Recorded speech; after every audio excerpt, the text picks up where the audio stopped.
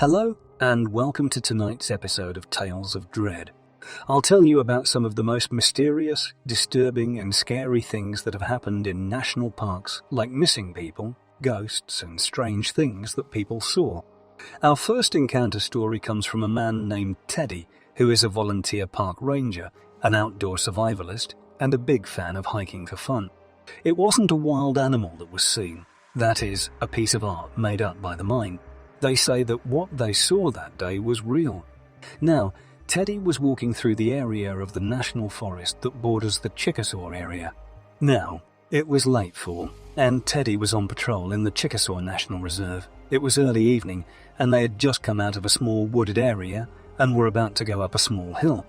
The area is densely wooded with hickory oak, cedar elm, and other trees, as well as thick underbrush and a lot of low-lying spots that can hold water during spring runoffs or rainstorms. As Teddy started driving, he saw what looked like a big man standing at the top of the hill, where the woods end and a clearing leads back into an old field that has grown over. But as soon as he got close enough to see it clearly, this figure ran through the woods to one side and disappeared into the bushes.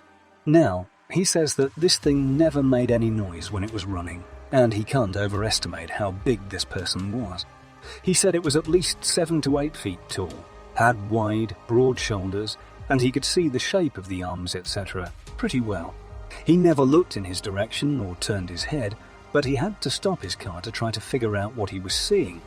He thought it weighed more than 400 by comparing it to the weight of a person or an animal. The distance was about 80 yards, and that's not an exaggeration considering how clear the setting had been all year.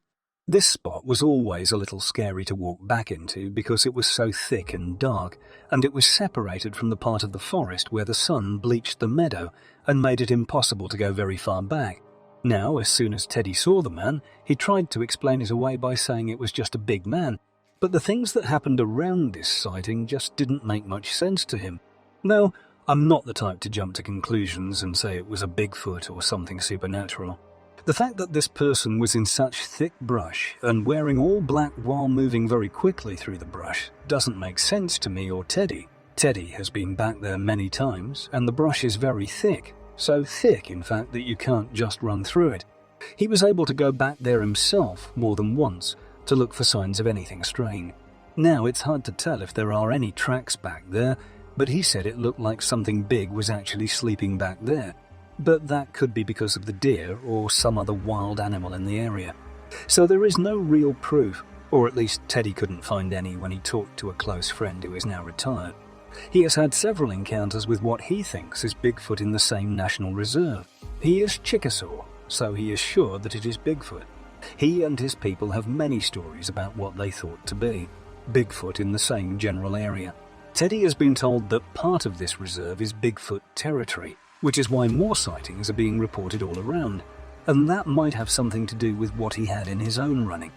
Now, the friend he talked about told Teddy that even the older people back then talked about what they called a black fox-like creature, which is different from what Teddy talked about. The elders said that the beast was taller than a man and was like a guardian of the forest. It looked like a fox, but its head was more like a dog's. This thing could sometimes be bad, and it could even be dangerous. He was told that the Chickasaw people have a word for this creature, but he was never told what it was. He's not trying to get off track, but he thinks the story is at the very least interesting, and it fits with many of the other supposed sightings in the same area. Does this change Teddy's mind? He isn't sure, but it does make a lot more things possible. So the question is, what did Teddy actually see? And what is this thing the Chickasaw people talk about that looks like a black fox? Could they be talking about a dogman or another mythical creature? I'll leave it up to you to decide. Park rangers in Michigan can explain the mysteries, strange disappearances, and strange things that happen around the Lake Michigan Triangle that seem almost supernatural. In fact, in February 1978, a man named Stephen Kubacki mysteriously disappeared under strange and strangely strange circumstances. But the way he got better was even stranger than you could have thought.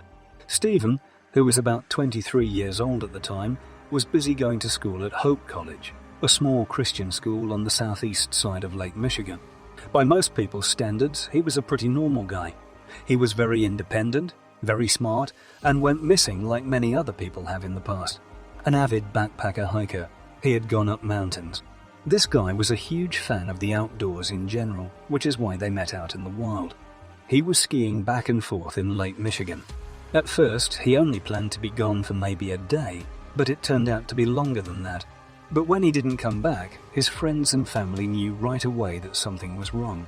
When snowmobilers in Saugatuck found his abandoned cross-country skis and a backpack that they thought belonged to Kibaki, they called the police.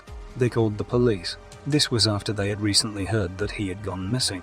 It didn't take them long to figure out what was going on. So it's safe to say that these belonged to Kibaki. When they went to look into it, they found tracks that went over 200 yards and went past the edge of Lake Michigan. So it was decided, or at least thought, that he must have walked into the water and fallen through a hole in the ice, killing himself in the cold water below.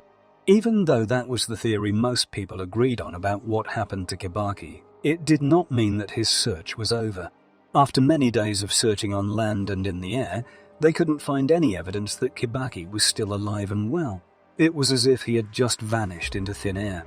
After many failed attempts to find Stephen, there was no longer any hope.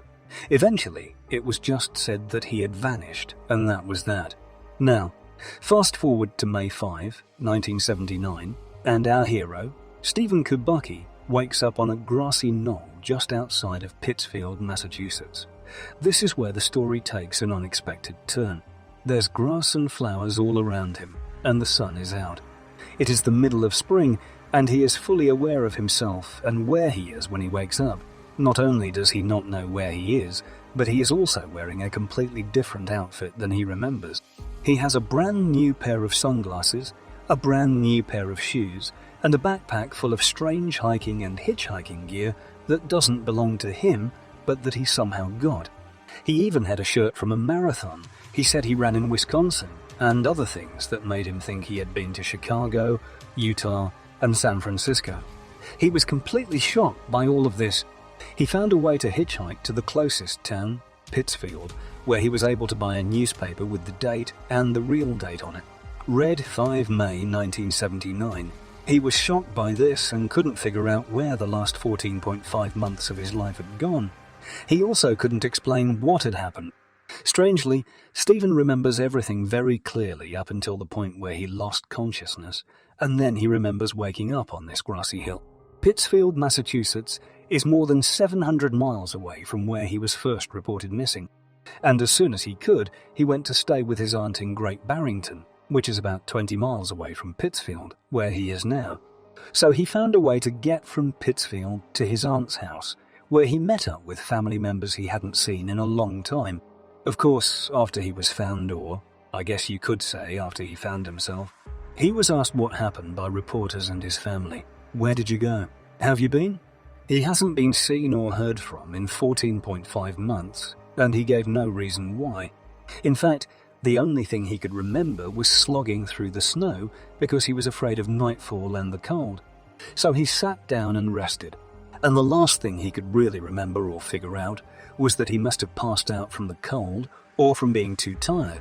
After he lost consciousness, he doesn't know how this man mysteriously went over 700 miles east and got a whole new wardrobe, shoes and sunglasses. No one knows what the annual gear and equipment will be. Kibaki was really confused by this. He even told reporters he was going to go back and try to find out as much as possible. A very interesting theory about what happened and why is that he was in some way affected by the Lake Michigan Triangle. Now, if you haven't heard of the Lake Michigan Triangle, it's a lot like the Bermuda Triangle, where strange things have happened in the past, like ships and people going missing, people seeing ghosts, and all kinds of other strange things. Sam B. Dubau went missing on October 9, 2020, in Mount Rainier National Park in Washington State. He was only 33 years old, but he was very fit and set on going on this solo hike that he had been looking forward to. When you go on a solo hike, you usually come back the next day because you shouldn't be gone for days at a time, at least not on this trail loop. Sam was seen on the Mother Mountain Trail loop that day, so people knew he was alive and well. The day turned into night, and then night again, And before anyone knew it, no one had heard from Sam at all. And finally, Sam was officially reported missing on October 12, 2020. Mount Rainier is thought to be one of the most dangerous places to hike alone. There are a few reasons for this. One reason is that there is a high chance of a volcano erupting. Another is that there have been a lot of hiking deaths, which can be caused by accidents, icy slopes that people fall down and die on, foul play, and all the other ways that people go missing or die. In terms of numbers, it just makes it a dangerous national park to visit by yourself. But our Samuel knew about this and was ready for it. He had a cell phone, a lot of gear, and a place to sleep for the night. I mean, this guy wasn't a beginner. He had been hiking alone before. In fact, he had been hiking alone before, so this was not his first time. It was strange and surprising that there were no sandwiches. Mount Rainier, a stratovolcano in the Cascade Range of the Pacific Northwest, has a peak that is over 14,000 feet high and is also called Tacoma by some. Who would have thought? Mount Rainier is in Mount Rainier National Park, which is about 60 miles southeast of Seattle. It is the tallest mountain in both Washington State and the Cascade Range. Sam Duval was not only a big fan of hiking, but also a very smart college graduate. After getting his degree, in 2018, he got his PhD from UC Berkeley in medical anthropology. He was a man of logic, reason, and intelligence, and because of this, he had started to teach at Washington State University's anthropology department, starting in June 2020. Everyone he had worked with, from co-workers and students to friends and friends of friends, all of them said he was a very, very smart man who loved the outdoors and had a quick wit. The park rangers who worked in search and rescue for Sam on Mount Rainier looked everywhere for 9 days, but could not find any sign that Sam had ever been there. Not only did hikers and volunteers search on foot, but they also used helicopters to look around the entire trail. He was last seen looking for Sam in subalpine meadows, dense pine forests, rocky areas, and even bodies of water. Sam was thought to be dead at this point. Unfortunately, soon after the search, winter storms started raging through the area, which caused the temperature to drop dramatically. Even though so many people have been looking for Sam, he has still not been found. In fact, the Thomas Hume, a schooner, set sail across the lake in 1891 to go to the other side. This is one of the most well-known stories about the Lake Michigan Triangle. The ship and its 7 sailors went missing while looking for lumber and traveling from one side of the lake to the other. It's strange that today, with all of our technology and the ability to track things on the bottom of the lake and find wrecked ships, there is no sign of the ship and no wreckage of it can be found on the bottom of the lake. But the story doesn't end there.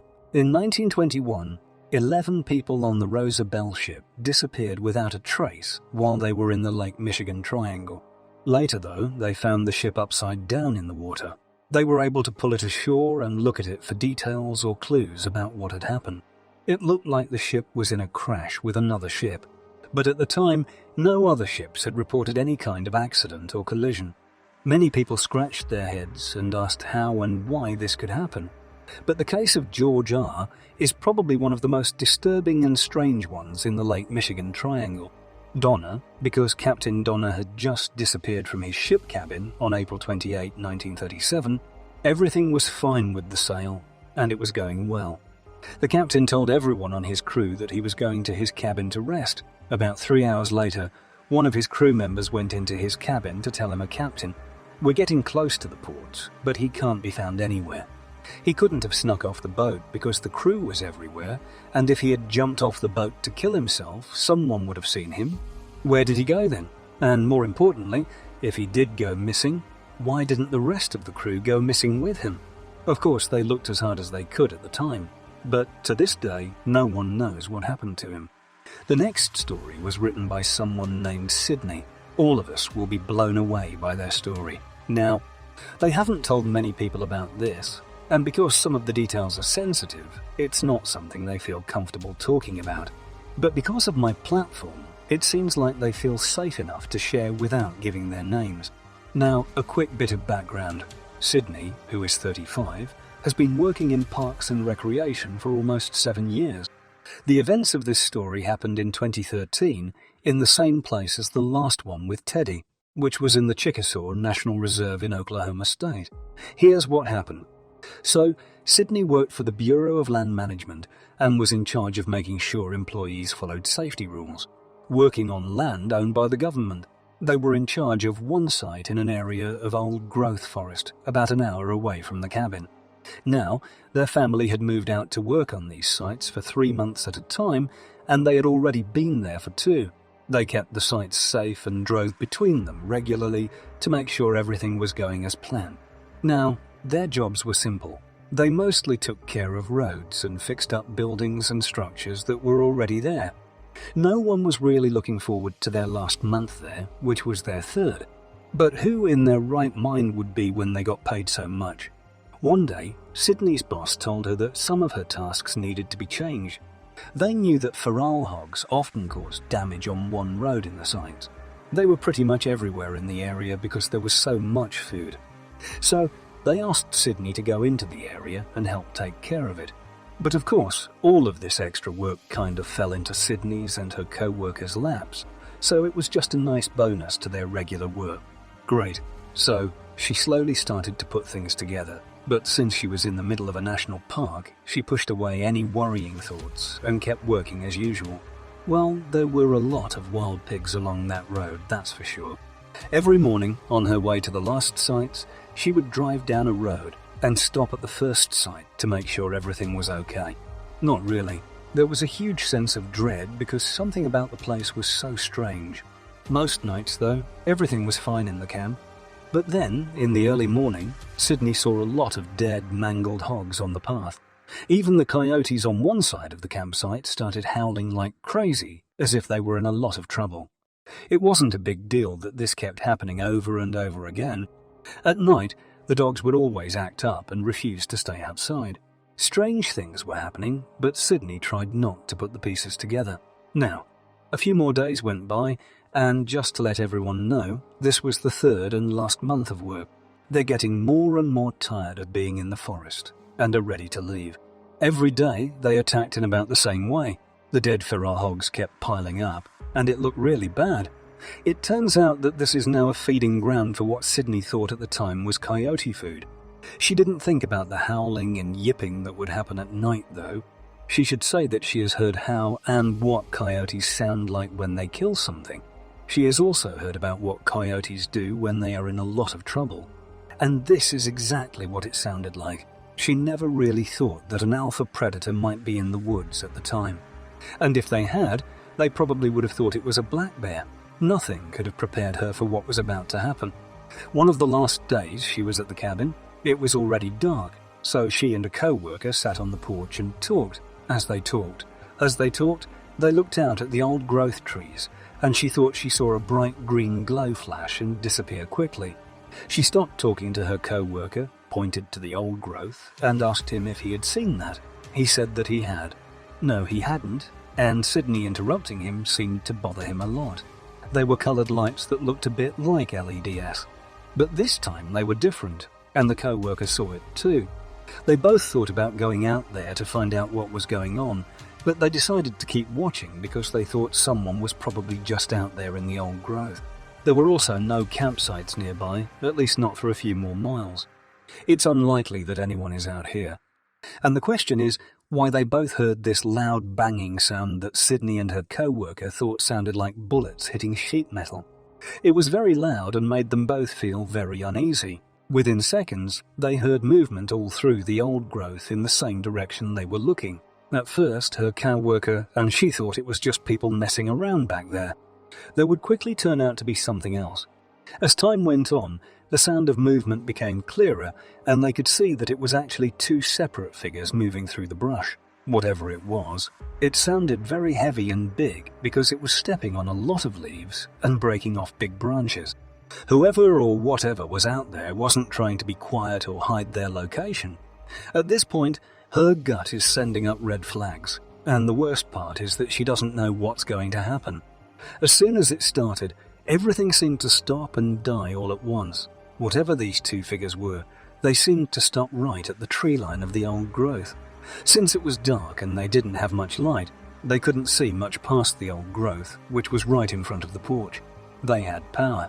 Now her co-worker started to worry and went to turn off the porch light because, in hindsight, it felt like they were in a situation where they were completely lit up and exposed. She's not sure what her co-worker was trying to do when he turned off the porch light, but she knows what happened next. As soon as the light went out and everything went dark, she heard what sounded like a horse or something deeper making grunting and groaning noises. One of the figures moved to the left and went deeper into the brush, while the other one stayed put. As she and her co-worker got closer, they saw that it was a man. Do you know what it looks like when you shine your headlights into a deer's eyes? They almost light up with a golden glow. Sydney and her co-worker saw something similar, except the eyes were a bright red. Sydney can't really speak for her co-worker who was there with her, but she can say that she's never felt such primal fear in her life. Within seconds, the creature made noises to let her know that it wasn't happy with the situation, and then started slowly backing away into the darkness, where it could no longer be seen. She can't figure out how anyone's eyes could shine. The eye shine wasn't seen until the porch light was turned off, so she doesn't know if it didn't get close enough to the tree line until they turned it off, or if it just wasn't visible with the light on. After it stopped, they both ran into the cabin, scared to death, and waited until the night was quiet. It stayed quiet for the rest of the night. She wished that the rest of that night had been interesting, but it wasn't. She couldn't wait to leave the next day. But because she was camping, she had to stay out until it got dark. So, seeing that light was so strange that she doesn't know what to say about it. She was told that the problems with wild pigs were getting better and that they were finding a lot more dead ones. A lot of them looked like a big dog had eaten part of them. She isn't sure if what she and her co-worker saw and what the coyotes are doing when they howl at night are connected in any way. She can't say what she saw was anything in particular because she doesn't know. She can tell you that she was very scared though, and that it wasn't a bear or any other common animal. Now, what's really interesting about the story is that the witness says that right before the encounter, he or she saw strange, colourful lights that are often thought to be UFOs. For those who don't know, there are many stories from eyewitnesses about how they saw strange lights in the sky or craft that looked like UFOs before they had some kind of encounter. This would give the impression that there is a link between the two. The real question is, what kind of animal or being was near the cabin that night and what it was doing? Even though Crater Lake National Park is beautiful and peaceful, it has its own dark secrets and past. Like many other national parks, it is the site of many missing people and strange disappearances, as well as a lot of murders. A David Pennebaker decided to work here as a seasonal park ranger in the summer of 1929. But Dave became more interested when he heard from other rangers and park staff about a plane that had been there right after World War IE. It was a Grumman F-6 Hellcat fighter that had somehow crashed in this part of the park but couldn't be moved. It was out in the middle of nowhere where anyone who knew where to look could see it. Even though nature had mostly taken over the area where the plane had crashed, you could still make out part of the White Star insignia from the plants around it, and part of its machine gun was now stuck in the side of a cliff. No one was sure what happened to the pilot. Most people thought he had either died in the crash or escaped by parachuting, and nobody knows what happened to him. So, Dave Pennebaker, who wanted to see this plane, thought it would be cool to take a day off and go see where this plane crashed. So yes, that's what he did. As he hiked and went deeper into the woods, he lost track of where he was trying to find the plane wreckage. He looked and looked and looked and looked and looked, but in the end he didn't find anything. And if he didn't stop and figure out where he was, he would soon join the list of people who went missing in the park. He still hadn't found the wreckage of the plane, and he needed to leave. Now, when he was deep in thought, he realized that something that used to be alive was looking at him. At this point, of course, nothing was left but the bones. But you can imagine right away the dread, nervousness, and fear Dave must have felt when he saw this old body that had been dead for years. At this point, David was probably scared to death and also very interested, so he took this goal and found his way back. Because later, when he talked to his chief ranger, who wasn't happy with him at all because he got lost and almost joined the list of missing people, he found out why. He just showed the skull to his chief ranger. When David told the chief ranger what had happened, the chief ranger was shocked. The chief ranger was shocked. The chief ranger had a whole naval investigation team come out and use dental records to figure out who the skull belonged to. Ensign Frank Lupo from New Jersey used to own the skull. People say that in 1945, Lupo was part of a group of 7 Hellcats that flew from Redmond, Washington to Red Bluff, California. All 7 of them had trouble seeing because the clouds were much lower than usual. This made it harder to see as the squadron flew through the lowering fog of clouds, which at one point was only about 500 feet above the treetops. All but one of the Hellcats made it out of the fog safely. They were missing a member, and San Frank Lupo probably crashed, or did something else, because they couldn't see anything. The rest is history. And this story does have a happy ending. Frank's mother was able to stay in school as long as he was in the Navy. And just when you thought things couldn't get any crazier, dogman and werewolves get involved because Stanley Dean Baker seemed to be almost active during the full moon while he was in prison. People said that when the moon was at its fullest, he was at his worst and howled at the moon like a wild animal. This fact is especially scary because dogmen had been seen in Yellowstone for a long time. Did Baker's cult, brainwashing, hallucinations, or the actual transformation into a wolf? In one story that was told on the channel, a couple who liked nature decided to spend their vacation in Yellowstone National Park. The boyfriend wanted to use the chance to ask his girlfriend to marry him, Lynn. But whatever is in Yellowstone had other plans, and strange things start happening right away. In the first few minutes of their first hike, they both heard the sound of something huge crashing through the forest, but they couldn't see anything. They didn't think much of it because they thought it was a deer, moose, or bear, and the couple kept setting up their campsite. Lynn said that she saw a stream nearby and would like to wash her feet in it. During their hike, her old shoes didn't do a good job of keeping dirt out, so she had to clean them. Lynn ran to the water's edge as soon as they were done before her boyfriend could even answer. Lynn's boyfriend set up a camp chair while she walked to the creek, but he had to wake up quickly when Lynn started to scream. He jumps out of his chair and runs to the creek while calling her name. She was still by the stream when he got there, though. With one shoe on and the other off, Lynn was clearly upset. She told him she was sitting on the bank when a black, hairy shape landed in the stream next to her. Whatever it was ran back out as quickly as it had come in. It went into the woods and was never seen again.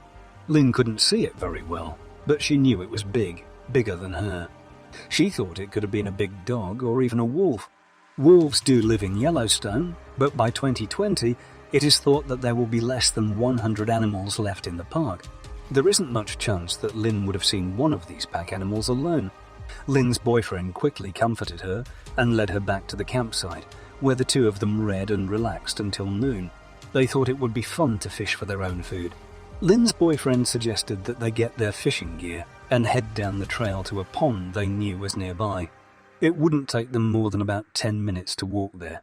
Lynn's boyfriend realized almost as an afterthought that the pond might be a good place to propose. So he put the ring in his pocket and they started down the path, tackle box and fishing rods in hand. As the pond came into view, though, a growling sound stopped both campers in their tracks. It sounded like something was hiding in the bushes along the path. Was that a bear? The couple tried to figure out what it was and what they should do. Did you hear a wolf? Do they want to throw a rock? Lynn's boyfriend thought that the best way to deal with whatever it was to try to scare it away by making himself look bigger, waving his arms and shouting. When the animal stood up from the tall weeds, a shaggy dog's head was visible. It really was a wolf. Lynn dropped her fishing rod in fear because she knew it was a bear. It wasn't a wolf because it was standing up straight, and it moved slowly from where it was standing by the path and in a strange way towards a small tree. It put out one arm to steady itself on the tree trunk, where it stayed for a few seconds before making a lot of noise and walking off into the forest. Lynn asked her boyfriend what they had just seen when the sound finally stopped.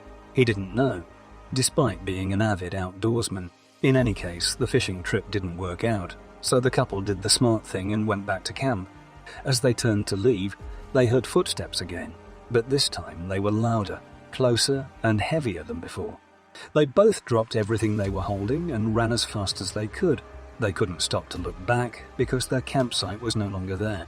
Their only goal was to get away. As the couple ran for safety, the footsteps kept coming after them, and luckily, the sound stopped when they passed their tent. They could only hope that the creature had been distracted by their things. Even though she lost the ring, it was still the best choice, and Lynn's boyfriend should be thankful he still had it in his pocket. The couple is now married and expecting their first child, but they still remember how scared they were when they met a dogman. A few pieces of evidence show that the few wolves that still live in and around Yellowstone National Park may not be full-fledged dogman, but they do have some strange traits. The video shows a big black wolf that walks right through his car's headlights without being scared. Some people think this wasn't just a wolf, because it wasn't with a pack, acted strangely, and was big.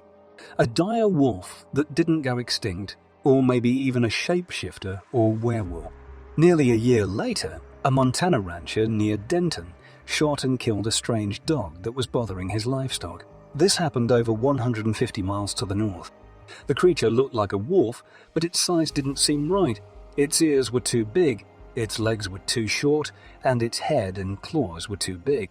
Although DNA later, a test showed that it was a grey wolf. If you look at pictures of the creature, you can tell that it is at least a member of its species that is not like the others. In the late 1800s, a settler named Israel Hutchins shot and killed a strange animal in Montana's Madison Valley. The animal was said to make a natural whistling sound every night and could break a half-inch rope with one bite. Hutchins traded the animal's body to a farmer named Joseph Sherwood for a cow. Sherwood was smarter than other people in the history of cryptozoology because he saved and displayed the specimen. Sherwood put the beast on display in stores and small shows around the area under different names. But for more than 100 years, the trophy was lost, and all cryptozoologists could do was look at photos of the creature, which clearly showed a shaggy creature with thin legs, a sloping back, and a narrow snout. It looked more like a hyena than any species of wolf that lives in North America. Lauren Coleman and Jerome Clark, two researchers, thought that the specimen might be related to the Shonka, a mysterious dog from Native American legend that would come into villages at night to steal dogs. The creature was finally found at the Idaho Museum of Natural History by Jack Kirby Hutchinson's grandson. In 2008, new pictures show that the creature looks a lot more like a wolf than the old ones did, even though it still looks very strange. The item was on display at the Madison Valley History Museum in 2008. Coleman and Clark suggested that they do a DNA test on the creature, but the organization didn't seem interested. This could be because they thought that a simple result would take away from the mystery of the exhibit. One who studies. Already, Six Killer Clark is known for his collection of Native American stories about what they call star people. This is the name that many tribes gave to the beings they saw with UFOs. During her investigations, she has written down dozens of sightings from First Nations people. Their stories are a mix of modern flying saucer sightings and ancient myths and legends. One of the people who told Clark things lived in Idaho, just across the border from Montana. He was hesitant to tell his story, but when he promised to use the name Bill, he gave in. Bill said that he would tell his story only once, and sometime in the early 2000s, Bill and his cousins Mark III Elk and Charlie Blue decided to go hunting for elk in the Taguchi Mountains near Jackson Hole. Wyoming Jackson Hole is famously between the Grand Teton and Yellowstone National Parks, and the Tagoti area is only about 30 miles from Yellowstone's border as the crow flies. The plan was to stay in the mountains for a week or until someone shot an elk, whichever came first. The three hunters rode off on their horses to get to where they were going on their trip, a place called Lyman Ridge. Once they got there, they split up and agreed to meet up again before nightfall. Bill was the first to return, and as the sun was quickly going down, he started to worry about where his cousin was. He was about to start looking for them when he saw a round, brightly lit craft come down from the sky into the valley below. At first, he thought that his eyes were tricking him, but Bill's cousins came right away, and he could tell by the way they looked that they had also seen it. To get a better look at the UFO, the men decided to walk along the ridgeline, finding where the craft had landed in the end. Now, it was only about 100 feet away, so the hunters crawled on their bellies to the edge of the cliff and watched the scene through their rifle scopes for more than half an hour. Mark and Charlie thought it would be a good idea to shoot at the car, but Bill said it was a bad idea. Who knew what would happen, and besides, it would bring too much attention to the situation. Bill stood up to leave, and as he did, he noticed something amazing. He told Clark, "Even if I live 1,000 years, I will never forget it." As he spoke, a huge bison's body fell to the ground without ceremony. All three men did the same thing, getting back on their bellies and getting their rifles ready. As their hearts raced and adrenaline rushed through their bodies, it was almost impossible for them to keep their scopes steady.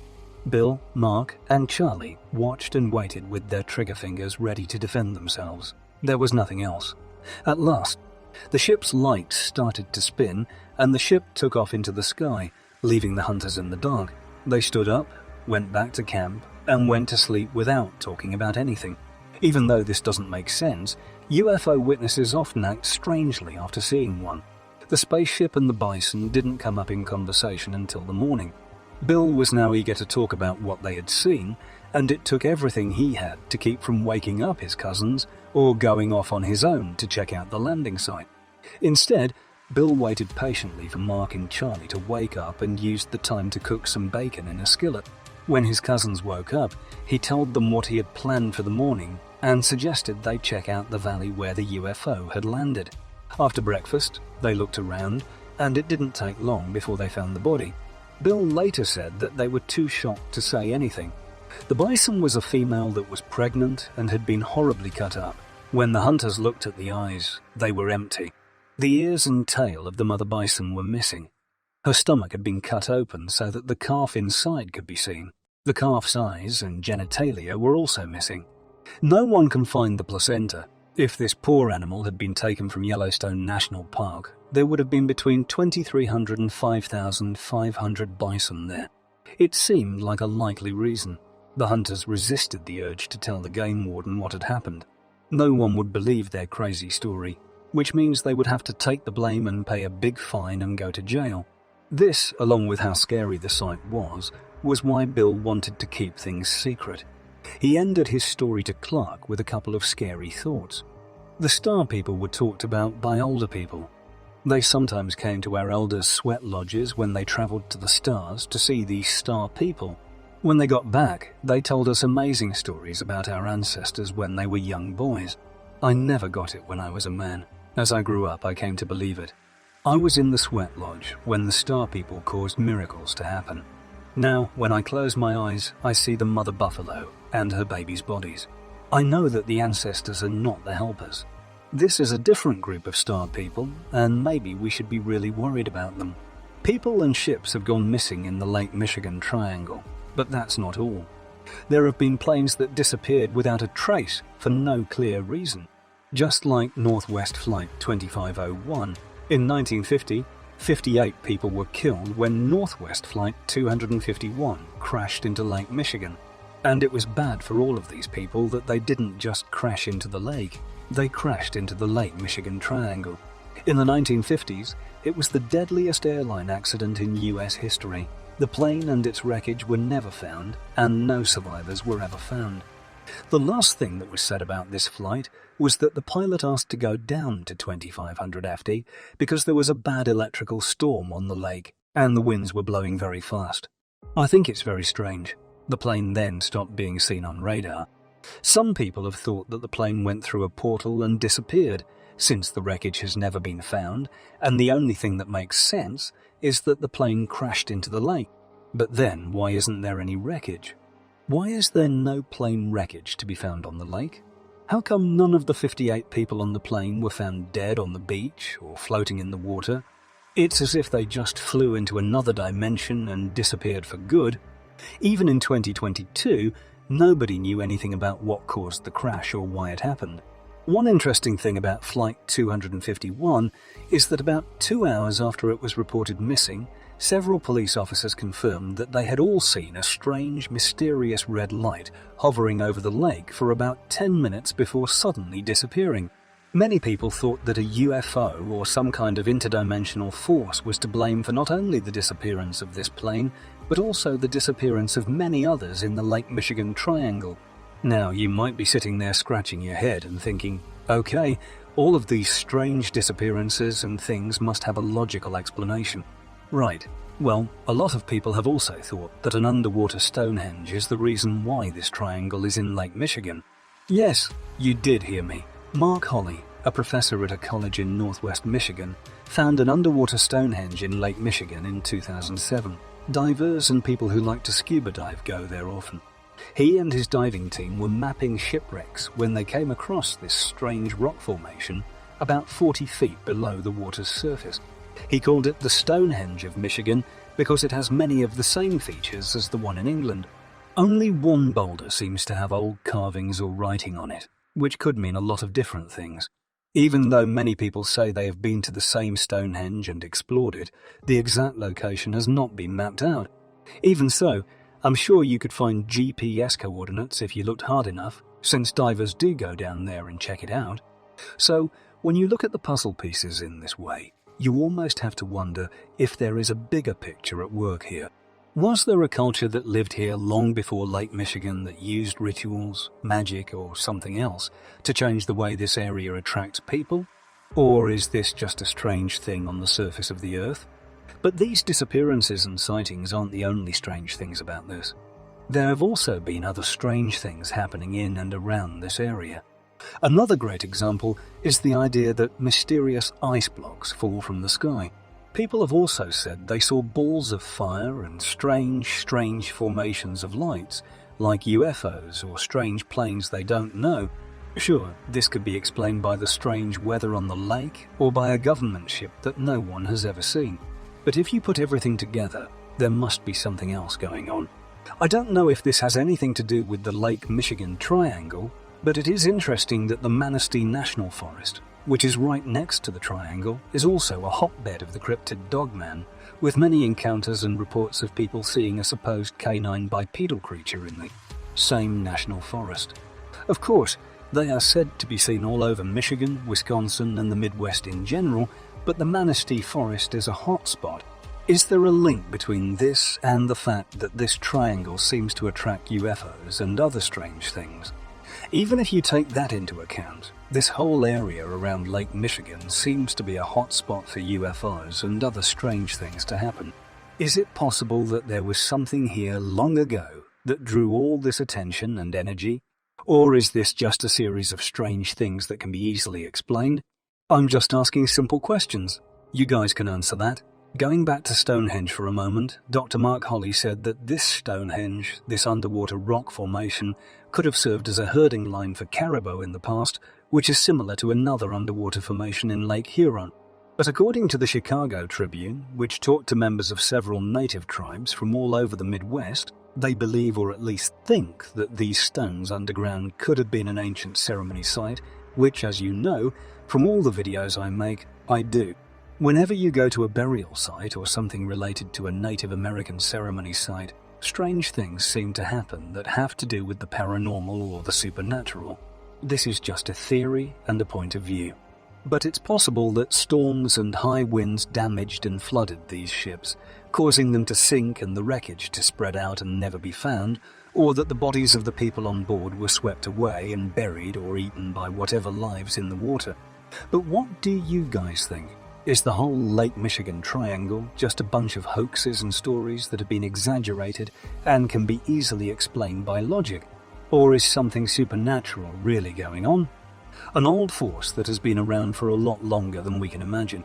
In and around 2014, Jeremy Foyer worked as a park ranger in Mount Rainier National Park. He lived in the park, but most of the time he stayed at the Sunrise Visitor Center on the weekends. At the time of this story, it was around 3:30 in the morning, and Jeremy was driving up a rocky, mountainous road in a thick fog. His headlights were just bright enough to let him see where he was going, but there wasn't much moonlight and there was a lot to see. So he's driving slowly, holding onto the wheel and doing his best to get through this road. Like most stories, as he comes around a bend in the mountain road, he sees something that scares him. At first, he thinks it's a person because it's not moving like an animal would when it's on all fours, but rather when it's standing up. And as he starts to slow down, probably he's going about 20 miles per hour, he sees this person stop and move right up to the edge of the road. At the same time, he's coming around this bend. So he could just make out a figure in the dim light, but as soon as his headlights came around the corner and started to shine and partially light up this figure, he knew it wasn't a person at all, but rather an animal or creature of some kind, and it was even two-legged. Now he said that the creature he saw was no taller than a man, probably around 58 to 5'11", since he is about 5 feet tall, and said it was about the same height as him. He also said that it looked like a person, except that it was very hairy and had a head like a German shepherd or a timber wolf. He can't believe what he's seeing and is just staring at it. Now that he was trying to figure out what was going on, he could tell by the way it looked that it wasn't just a person in a werewolf costume coming down the mountain. It looked too real, and he could see the muscles rippling under its chest and body. Also, the fur and skin around the chest and biceps were very thin, so you could see where the muscles were. You could see its chest contract and expand as it took a breath, and you could even see. And as he looks at this thing, his eyes slowly start to move down, and he sees that it has hands, or at least hands that look like hands, with 4 fingers and a thumb. They just had long claws that were 3 or 4 inches long. But he said that if there was a real werewolf, this was it. He knows it's silly to say that a real animal looks like a made-up animal, but he's sure that's what it was, or at least that's what he thinks it was. Just as he was about to look away, the thing started to move forward into his headlights, coming right at his car. Now, as this is happening, he's still in shock with his mouth wide open. Jeremy looks and sees that, unlike a dog, this thing has legs like a man, with bent knees, big ankles, and big feet, and it's just casually walking right up to his car. Jeremy doesn't know what to do at this point. Not only is he confused, but he's also very scared, so he quickly looks down and puts the car in reverse. And as he goes to do that, he feels something hit the car. He looks up and sees that this thing has crossed the short distance in just a few seconds and is now pressing down on the hood of the car while never taking its eyes off of Jeremy. Jeremy thinks this means it was trying to threaten him, or at least be the leader, the alpha. It was telling him, "You're in my territory, so you better respect it." When Jeremy took his foot off the brake pedal and slowly put it on the gas, his car started to drift down. And when he put it in reverse and tried to speed up to get away from whatever it was, it just stood there with its headlights getting farther and farther away until it was completely hidden by the fog. The fog. As he drove away in reverse, Jeremy started to cry and break down because he was scared and didn't know how to defeat such a strange and scary creature, so he can get back to being himself. After a few seconds, he realized that this thing could still be coming through the fog toward his car. So he decides he has no choice but to do it. He can't just go backwards all the way down this road. Instead, he has to put his car in drive and drive a little faster, hoping not to run into this thing that was standing in the middle of the road right in front of him the last time he saw it. So he puts the car in drive and hopes for the best. This time, he goes a little bit faster, and within a couple 100 yards, he's back at the spot where he saw the wolf-like creature, but it's gone. So he doesn't even bother to look around or see what's going on. He just wants to get off this dirt road so he can go home. Jeremy makes it past this point without any problems, and he's breathing a sigh of relief now that it's over. He sees something in his rearview mirror, so he's driving now, hoping to see the fog start to clear up so he can get down to the road. When he looks in his rearview mirror, he sees something running out of the fog toward his car. This makes him very scared, so he speeds up even more, and after a short distance he's able to get through the fog, because it starts to clear up as he's going down a hill. This chase only lasted about 45 seconds. It never caught up to his car, but it got very close. Suddenly, this thing disappeared into the fog, and now that he's at a low enough altitude, he can't see it anymore. Jeremy was lucky that he was able to get home safely without anything following him or anything else being seen. At the end of 2014, Jeremy would move to Pennsylvania, where he would keep working as a park ranger for the Forest Service. Since that night, Jeremy Foyer hasn't had any more similar experiences. In the spring of 2014, a man named Lee decided to go camping by himself in Oklahoma's Keystone State Park. This is where they had something that they still don't fully understand. Since they can remember, they've always loved being outside. So it's not like he's never been there before. But this event still made his skin crawl the next day. He had been walking for about an hour and a half, or maybe even 2. He kept losing track of time because it was so beautiful. The trees were thick, but the trail cut through them, so he could see many open skies and the sun setting on everything. It was also very quiet, which is one of his favorite things about being outside. There were no cars, planes, or other noises that would have ruined the sound pollution. As he walked, his mind started to wander, as it often does when you're alone. Then, all of a sudden, he felt like a ton of bricks had been dropped on him. It felt like someone had just punched him in the gut, and all of his hair stood on end and all of his muscles tightened at once. He stopped dead in his tracks and looked around to see what was wrong. Except for one thing, nothing seemed wrong. This overwhelming feeling of fear came over him out of nowhere, as if a bad person or thing had suddenly appeared in the world. And as soon as these feelings, which seemed to last for minutes, hit him, they would go away right away, leaving an eerie silence in the forest, as if everything and everyone had just happened after these first feelings. Nothing else really happened until after dark, when things started to get very strange. He felt like he was being watched at this point, so he didn't say much about what happened during the night. Here are some more important details. The weather was perfect. It was sunny and warm, and there wasn't much wind. Visibility was good because there was no fog or mosquitoes, and there was wildlife to see, like deer and droppings. So, the whole hike, which means that this area was very busy. There were also many animal sounds. So that means there was no top predator around, hopefully. Now it's night, and Lee is sleeping in a sleeping bag and listening to the sounds of nature. And he hears a lot of things, but nothing strange. He didn't start hearing this very loud crashing sound from somewhere in the distance until much later. It started to sound like a tree had fallen, and something was breaking it up. This noise went on for about 5 minutes before stopping all of a sudden.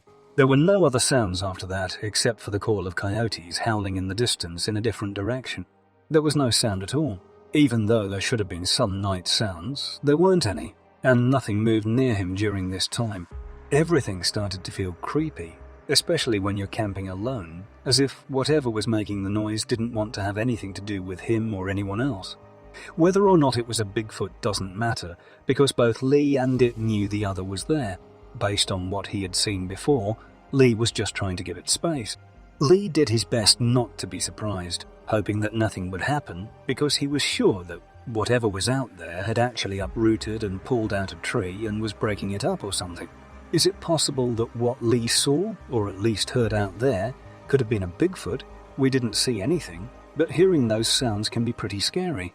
Then, of course, you realize that all the noise has stopped, which is scary in and of itself. And I've read so many Bigfoot stories that this one almost reminds me of the Bigfoot who's trying to tell everyone that this is his territory and scare them away. Of course, it's just a thought, but the details match up with other stories from the same area and all. What do you think he went through? This fourth story comes from a man named Frederick. He is writing this report because he recently met what looked like a human-like creature with wings. This happened in Oklahoma at the 4th Supply, like National Recreational Area. This happened around 11 p.m. on June 14, 2019. He was camping with his girlfriend and her family at the time. They were staying in a large group of campsites on the south side of the lake, close to a major highway. Now, Frederick says that, at least according to his family, many people have seen Bigfoot in this area over the past several decades. So, he and his girlfriend's family were sitting around a campfire when they heard what sounded like something big moving in the sky about 100 yards away. It was dark, so they couldn't really see anything, and they didn't have any strong enough flashlights to shine up into the sky and see what it could have been. But he said he had heard the sound of big wings flapping, but he couldn't find anything when he looked around. So he kind of just ignored it and thought it was weird. When he didn't think about it much more, he started hearing loud grunting sounds, but he did his best to just ignore them and think they were weird. Now, move quickly. Almost 2 hours later, when everyone had gone to bed, including Frederick, his girlfriend's dad had stayed up drinking beer and watching TV in the camper trailer next to the tent. Frederick, who was starting to feel cold, wanted to get up and go sit by the fire, which was still going. So, as he gets out of bed and his tent, he realizes that now is the best time to go to the bathroom. So he goes to the grassy area between the two trailers, where there are many tall pine trees. He goes outside and starts doing his business behind one of the trees. Then he walks back about 20 feet to the tent. This is when he can see this huge black creature almost directly above him. At this point, you might say, wait a minute. At night, it was dark outside. What went wrong? Well, Frederick did say there was some moonlight, but how much? I'm not sure if he said it exactly, but at least there was some kind of light when he saw the outline of a large half-man, half-bat thing levitating in the sky above him. It seemed to fly around him for about 30 seconds before darting away toward the lake. He even saw it fly over the water until he couldn't see it anymore, and it got dark. Then another one came out of the forest. This one was much bigger than the first one. Frederick was so scared that he ran back into the tent to wake up his girlfriend, but she was still sleeping. He tried for a few minutes to wake up his girlfriend so he could tell her what had happened. He didn't convince her, so he goes outside and runs around, but of course he can't find them. He hasn't told many people this story, but he chose to tell it to me. So again, I kind of take it with a grain of salt, but it is very interesting, and the flying humanoid thing is very strange. Even though there aren't as many stories about these kinds of creatures as there are about Bigfoot and dogman, they're still out there. The Midwest and East Coast seem to be where Mothmen and other flying creatures are seen the most. I don't know if there really is a link, or why that is said to be the case. I will say, though, that at least it's interesting. The last story we'll hear today is by a man named Roger. He had worked for the government as a park ranger. In the early 1980s, he worked for the Forest Service. One night, he was driving through an Oklahoma State park on his way home. The accident happened in the middle of summer 1980 on a road made of asphalt that went through some hills. After his shift ended, he had been driving his patrol truck for about 45 minutes. Aside from his headlights, the park was completely dark, and the half-moon was high in the sky. As usual, he felt pretty alone. So he kept going faster and faster until he came to a small clearing that was only about 50 feet across. There, two dirt paths met at an angle, and a big sycamore tree stood guard over both roads. It was also faintly outlined by the moon. As soon as his headlights passed directly over this spot, they lit up two very large silhouettes standing between him and either road. Right behind these beasts stood a smaller, not quite full-grown, but still substantial version that looked more like a yearling cub compared to his parents. Both were covered in coal-black fur, except for their faces, which showed orange, glowing eyes with what he called cones of yellow light coming down from them. He was frozen behind the wheel of his truck, with his hands tightly gripping the steering wheel, until one of these things slowly raised its arm while holding onto a tree trunk, and then knocked a few times on a tree trunk as if to let him know that these creatures were acknowledging him in some basic way while trying to figure out what was going on. He decided quickly that he needed to leave, so he slammed his foot down on the accelerator and sped down the road. But when he turned around to look at them again, they were gone. Neither was inside, and neither was heard as the car drove off into the night. He still can't believe what happened to him, so he keeps quiet about it for years. Now, there are a lot of well-known versions of dogma or Bigfoot-like creatures, like the Ohio grassman, the Michigan dogman, the Michigan dogman, the Arkansas Sasquatch, and many others. But this happened in northeastern Oklahoma at night. This doesn't sound like a typical Bigfoot or Sasquatch sighting in North America, but it could have been dogma, the smaller one, maybe a young one and a father and mother among the bigger ones. So, did he really see two big dogs standing up this night? Or was he just tired? Or did someone mistakenly think he was someone else? Maybe people dressed up as werewolves. Maybe I'll let you decide. Matthew Bunker. A 28-year-old climber from Seattle died on Mount Rainier after falling into a crevasse. His name was Matthew Bunker. Even though it's a fascinating and interesting story, it's also a sad one. It shows that no matter how experienced you are, or how many mysterious things happen on Mount Rainier, you can never be too safe because anything can happen to anyone. Matthew's father, Joe Bunker, has been a veteran and commercial pilot since Matthew was young. so it's probably not a surprise that Matthew wanted to follow in his father's footsteps by becoming an avid outdoorsman who loves hiking and mountaineering and serving in the military, just like his father did. He left the military after 5 years because he wanted to spend more time exploring the outdoors. The man went trail running, mountain biking, and climbed mountains all over the Pacific Northwest. He couldn't be stopped, but Matthew Bunker did his last hike on Friday, June 26, as he was coming down Thumb Rock on Mount Rainier's Liberty Ridge route. Even though he had been missing, his body was found in a crevasse on June 29. Only 3 days after his disappearance was reported. Alain Ledreau, a park ranger who worked at Mount Rainier National Park from 2005 to 2010, had some very strange things happen to her while she was on patrol down the Paul Peak Trail. It was a beautiful spring morning in late May, and she was the only person on that part of the trail. It was about 10 in the morning. The sky in the Pacific Northwest went from being cloudy in the early morning to being full of beautiful sunshine. Birds were making sounds. She said that as she walks down this trail this morning, everything is as good as it could be. Her nose starts to smell this horrible smell, and as she starts to fly, she realizes that it's not just a smell, but the smell of death or a dead animal. By the way, it's not unusual for deer and other animals to die in the wilderness or to be eating dead animals. So at first, she kind of just brushed it off, thinking that there must be a good reason for this smell. But it was so strong and pungent that it felt like it was right next to her. I mean, she could smell it, and that's when she realized, after being drawn to something near a tree, that there was a doe about 30 or so feet up in the tree. Now, this doe was actually slouched over this big branch, and it looked like someone had grabbed it and ripped it open, leaving its guts hanging out and down the tree.